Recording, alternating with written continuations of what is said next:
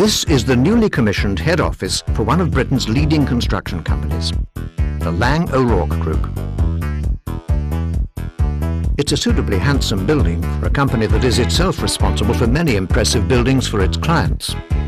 And it was built in just 37 weeks, from foundations to topping out.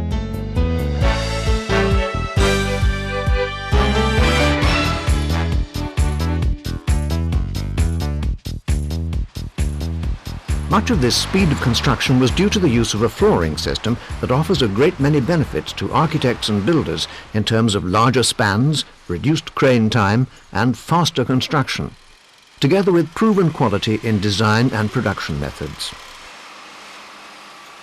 The system is post-tensioned concrete flooring, and it was installed here on the Laing O'Rourke building by Strongforce Engineering, in origin an Australian company, now part of the Laing O'Rourke Group. The construction activities that are happening behind me is called the installation of post-tensioning, which is a specialist form of reinforcing concrete structures, whereas we install high tensile strands into galvanised ducts and then tension those strands to induce a level of pre-compression in the slab.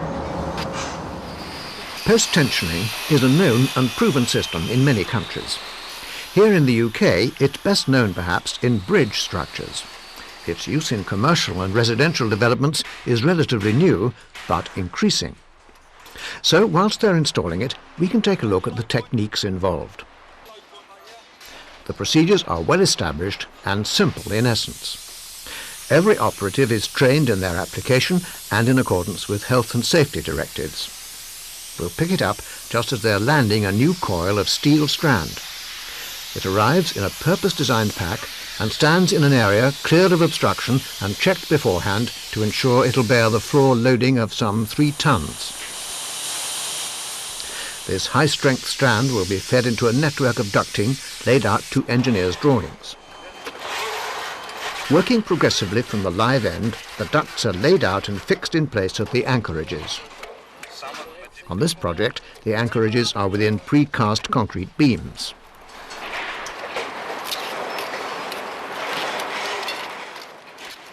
Back at the dispenser, the operatives have checked the coil numbers and they're about to feed the strand into the ducts.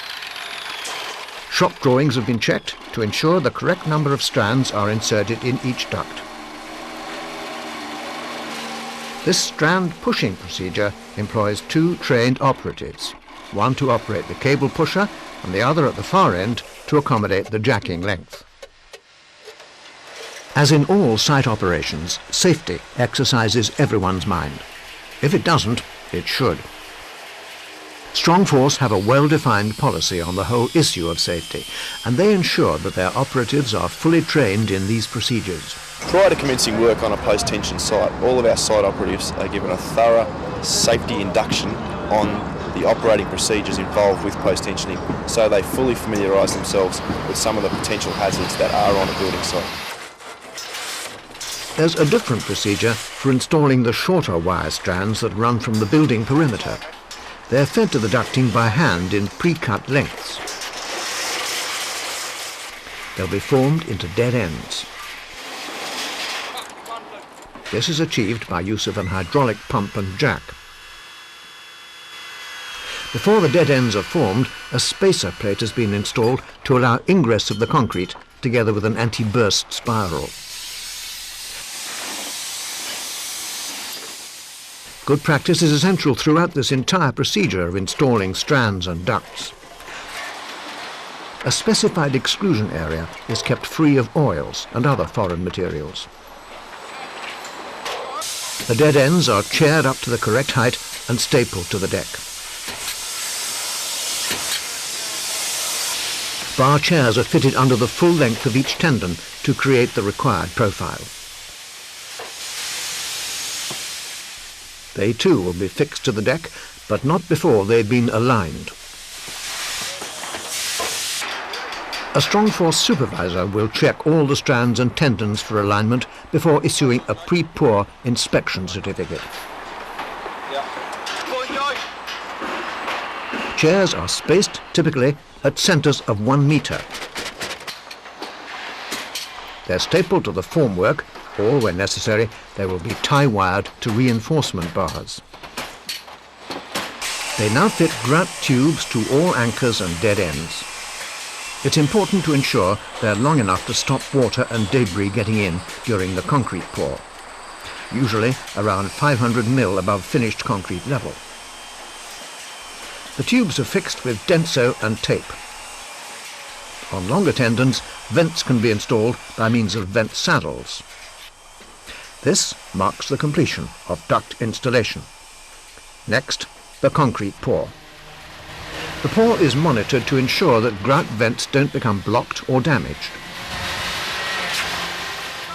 Fittings will have been tightened and components secured. Workers should avoid standing on tendons and so damaging them. Operatives detailed as pour watchers give particular attention to vibrating the concrete at anchorage and dead-end locations. A Gameco machine is used for levelling, vibrating and finishing the concrete. Within 24 hours, the concrete will have cured sufficiently to carry out initial stressing. This initial stressing is done to ensure there will be no cracking in the slab when, after the concrete reaches the required compressive strength, it is subjected to final stressing.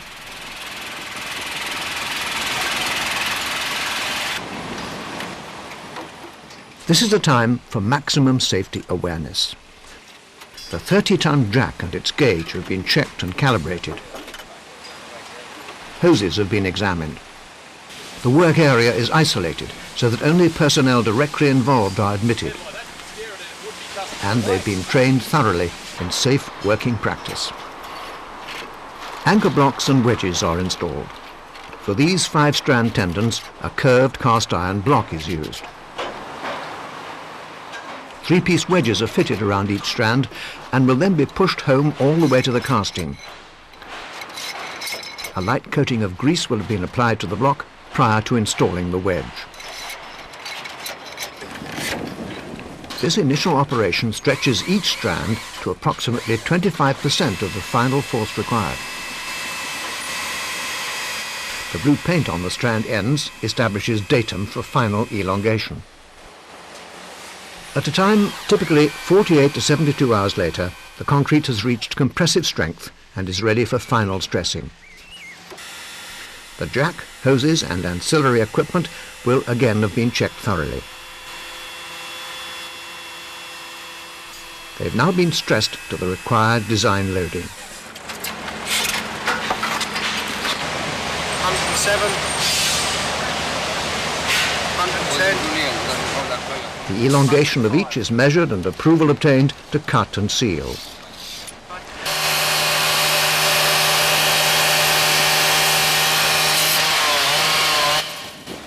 The protective sealer can be sprayed or brushed onto the exposed strands, barrels and wedges to stop corrosion. It's followed by a dry pack render to fill the anchorage flush with the edge beam.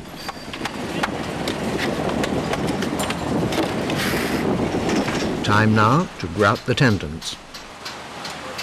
Vents are installed and cemented in place.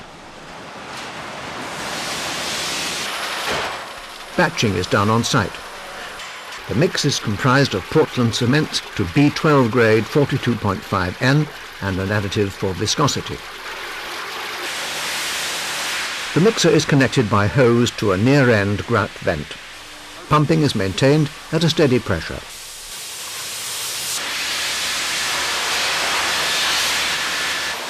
A bucket is positioned at the far end bleed tube to catch excess grout.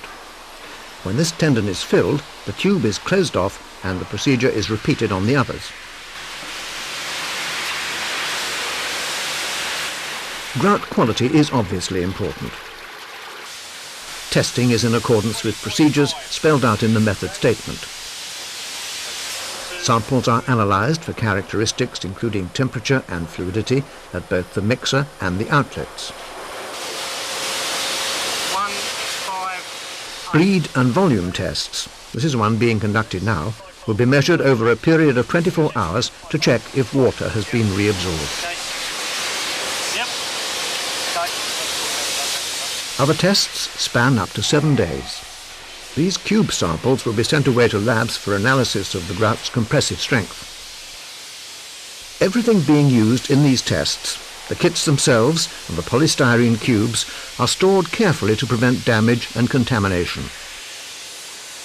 Operatives are as thoroughly trained in these testing procedures as they are in all other aspects of the process. It is this thoroughness that makes the system one that is receiving growing approval at every level. It was used very successfully here, for example, at a building project in South London. The procedures that you've just seen demonstrated have been effectively applied here at Salamanca Street. We've constructed two 14-storey towers for Barley Homes. The main benefits that we've seen here is the cost effectiveness of the reduced labour and materials used on site. This has led to an ultimate 4-week reduction on our overall construction programme. Reduced costs in labour and material, and a month ahead of schedule. That's music to many ears in the building industry. Yes, it's a proven method nowadays. It has gained in popularity. Firstly, the engineers like it. They understand the system and the benefits it's going to give them in materials. Architects like it because it gives them freedom of expression, large open spaces and larger spans. Developers like it mainly because it saves them money and gets the building up quicker. And that, in a nutshell, is post-tensioning.